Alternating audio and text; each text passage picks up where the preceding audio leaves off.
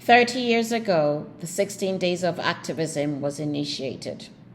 Today, we recognize the significance of the campaign to eradicate all forms of violence against women and children by instituting actionable measures and accountability to ensure security, equality, work and financial resources, as well as health and well-being for these vulnerable groups.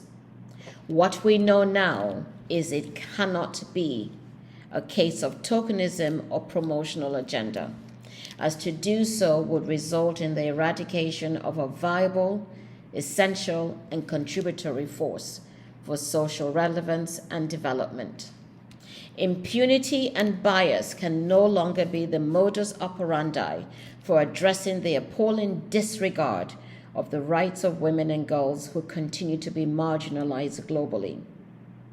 The advancement of women's rights, equality, and equity are critical for the fullest development of a human being and their ability to contribute to humanity. Living in fear or a state of neglect is inhumane and unjust, and all stakeholders must actively participate and commit to mitigating these issues in their homes, community, workplace, and globally. The pandemic has removed the veil of secrecy and shame which women have endured for centuries to show the ugly underbelly of inequality, poverty, insecurity, and disruption for the other 50%. As a woman who has experienced her share of violence, I stand today to lend my voice to the platform for change. Change for the betterment of society.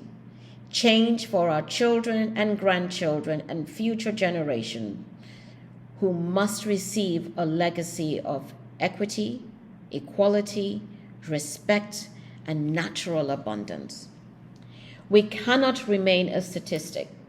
Thus, we must take our seat at the table and expand the table to include our benches, to voice our stand for our viability, our recognition, and our contribution to our families, community, the global economy, and the society at large. I invite women and girls, men and boys, of all generations who have experienced violence to share their stories. Speak up. Empower yourselves and others through education and awareness.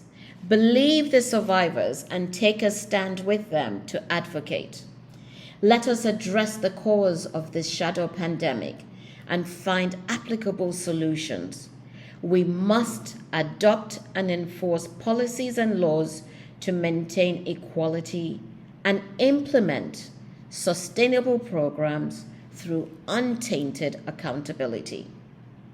Today is a new day, a new beginning towards our collective role as stakeholders to be accountable for the rights of our daughters, our sisters, aunties, and mothers, and to advocate for equality for all, regardless of gender, age, physiological differences, sexual orientation, or socioeconomic status.